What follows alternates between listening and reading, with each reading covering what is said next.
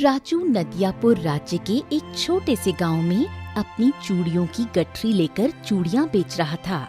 अरे रंग बिरंगी चूड़ियां ले लो, लाल लाल नीली नीली हरी पीली, रंग बिरंगी चूड़ियां ले लो, लाल लाल नीली नीली हरी नीली पीली काली चूड़ियां ले लो। तभी एक औरत राजू के पास आकर बोली, क्या हाल है राजू भैया? सारा दिन गांव में चूड़ियां बेचते रहते हो, कितना कमा लेते हो? राजू हंसते हुए उस औरत की ओर देखकर बोला, अरे दीदी, पेट भर भोजन मिल जाता है, बस मेरे लिए इतना ही काफी है। ऊपर वाला सम्मान की जिंदगी दे रहा है, इससे अधिक और क्या चाहिए? हाँ, बात तो तुम्हारी सही है। अच्छा, वो लाल वाली चूड़ियां मुझे दिखाओ, देखने में तो बहुत सुंदर लग रही हैं। राजू लाल चूड़ियां उस औरत के हाथ में पकड़ाते हुए बोला, ये लो दीदी। कितने की हैं? आपके लिए सिर्फ एक आने की। यह सुनकर औरत बुरी तरह से चौंकते हुए बोली, अरे राजू, ये तो बहुत महंगी है। एक आने में तो 10 किलो गेहूं आ जाते हैं। अरे दीदी, वो सब छोड़ो, आप तो ये देखो, जब लाल चूड़ी पहनकर आप ऐसे खनन खनन खनन करते हुए निकलोगे ना, आए हाय हाय हाय हाय, सारा गांव आपको देखता रह जाएगा बस। राजू की बात सुनकर उस औरत ने मुस्कुराते हुए एक आना राजू के हाथ में पकड़ा दिया। राजू खुश होते हुए अपने घर चला गया। घर पर राजू ने अपनी चूड़ियों की गठरी रखी ही थी कि तभी उसकी भाभी सुनीता राजू से बोली, आज कितने की बिक्री हुई है राजू? हाँ, सुबह से लेकर शाम तक सारे गांव में अपने चूड़ियों की गठरी लेकर ऐसे ही घूमता रहा भाभी।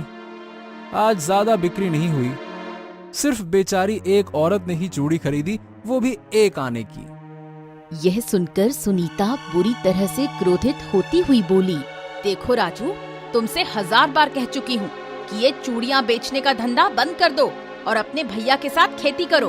अरे तुम महीने में मुश्किल से 2 या 3 आने ही घर पर देते हो और इससे कहीं ज्यादा तो तुम भोजन खा जाते हो। आने दो तुम्हारे भैया को, आज तो मैं इस मामले को आर पार करके ही रहूंगी। शाम को राजू का बड़ा भाई बबलू जैसे ही घर पर आया,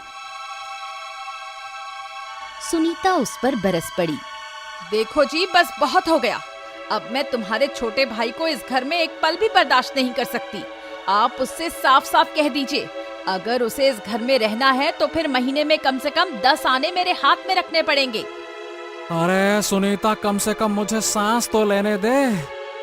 अरे मैं खेत से काम करके थका हारा घर पर लौटा हूँ, पानी देने के बजाय तुम तो मुझ पर आते ही बरस पड़ी, ऐसा वैसा ये वो। अरे रुक जा थोड़ा भाई, रुक जा। क्योंकि मैं कई घंटे से आपके आने का ही इंतजार कर रही थी। तुम्हें पता भी है, आज तुम्हारे छोटे भाई राजू ने मेरे हाथ में सिर्फ एक आना रखा है। अब तुम ही बताओ, एक आने में कोई घर चल सकता है क्या? महंगाई कितनी बढ़ गई है। अरे सुनीता, तुम क्यों मेरे छोटे भाई के पीछे पड़ी रहती हो? अरे क्या मेरा कमाया हुआ धन कम पड़ रहा है तुमको, जो उसके पीछे पड़ी रहती हो? कम तो नहीं पड़ता, लेकिन मैं नहीं चाहती कि बस आप ही मेहनत कर करके अपना शरीर दुखाओ और आपका छोटा भाई चूड़ियों की गठरी लेकर सारे गांव में मौज मस्ती करता फिरे।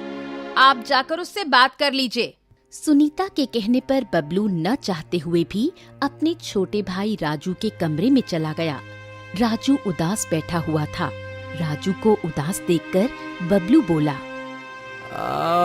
राजू, देखा जाए तो एक तरह से तुम्हारी भाभी सुनीता सही ही कहती है। अब आखिर तुम चूड़ियां बेचकर कितना ही कमा लेते हो, हैं? तुम मेरे साथ खेत में काम क्यों नहीं करते हो?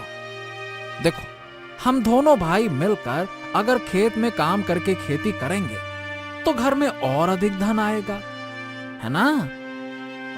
भैया आप तो जानते हैं कि मैं चूड़ी बेचने का धंधा बंद नहीं कर सकता, क्योंकि ये हमारे पिताजी की निशानी है। हमारे पिताजी भी चूड़ियां बेचने के नाम से ही आसपास के गांव में प्रसिद्ध थे। मुझे अच्छा लगता है भैया ये काम। हाँ, जानता हूं रे राजू कि ये हमारा पुश्तैनी काम है, लेकिन शायद तुम भूल गए हो कि मां के गुजर जाने के बाद एक दिन पिताजी चूड़ियां बेचने के लिए घर से निकले थे, मगर वो वापस लौट कर नहीं आए। राजू, तुम मेरे छोटे भाई हो, मुझे तुम्हारा खर्च चलाने में कोई आपत्ति नहीं है, लेकिन कल को तुम्हारा विवाह भी होगा। विवाह के बाद तो तुम्हें अपनी जिम्मेदारियां स्वयं उठानी ही पड़ेंगी ना। राजू उदास होकर बगैर खाना खाए अपने घर से बाहर निकल गया और एक घने वृक्ष के नीचे उदास होकर बैठ गया।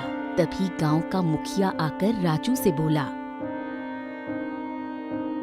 राजू, क्या बात है? आज तुम बड़े उदास नजर आ रहे हो और तुम्हारा चेहरा देखकर ऐसा लग रहा है कि जैसे कि तुम सुबह से भूखे भी हो। क्यों? हाँ, आप सही कहते हैं मुखिया जी।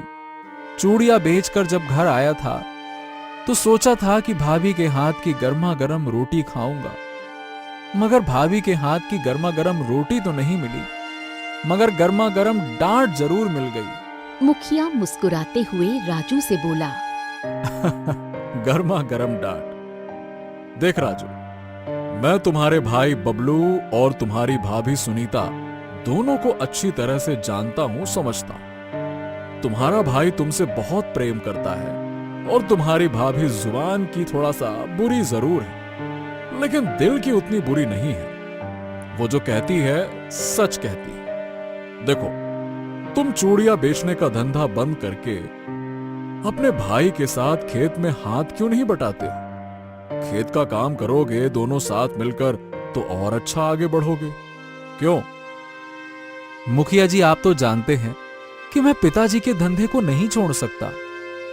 मुझे याद है, जब मैं छोटा था तब मैं भी पिताजी के साथ चूड़ियां बेचने के लिए आसपास के गांव में जाया करता था। हाँ बेटा राजू, मुझे भी याद है।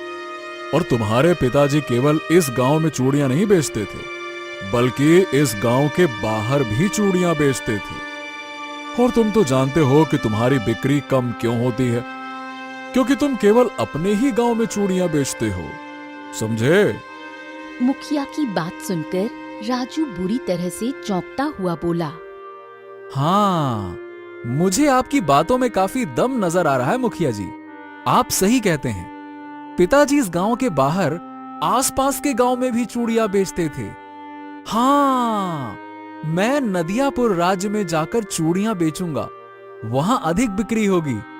ये सही कहा आपने। हाँ, तुम्हारा सोचना बिल्कुल सही है राजू। वहां पर इस गांव से ज्यादा धनवान लोग भी रहते हैं और हो सकता है कि नदियापुर राज्य में इतनी कमाई हो जितना तुम्हारा बड़ा भाई बबलू भी खेत में काम करके नहीं कमा पाता। इतना बोलकर मुखिया मुस्कुराते हुए वहां से चला गया और राजू मुस्कुराते हुए अपने घर आ गया।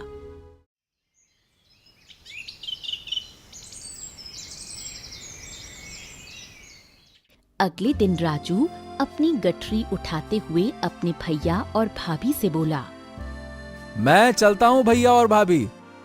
चलता हूं से क्या मतलब है? अरे भाई, तुम चूड़ियां बेचने ही तो जा रहे हो ना।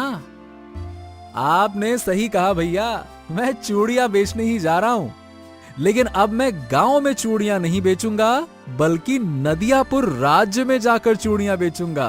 हाँ। ये क्या कह रहे हो तुम? नदियापुर राज्य का रास्ता यहाँ से 7 दिन के फासले पर है। तुम इतनी दूर चूड़ियां बेचने जाओगे?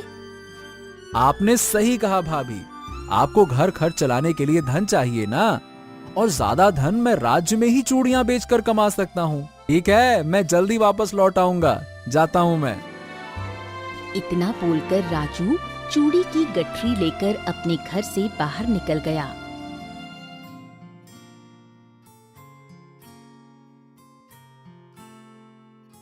कुछ ही दिनों में राजू नदियापुर राज्य में पहुंच गया। नदियापुर राज्य को देखकर राजू आश्चर्य से अपने आप से बोला, अरे वाह, ये नदियापुर राज्य तो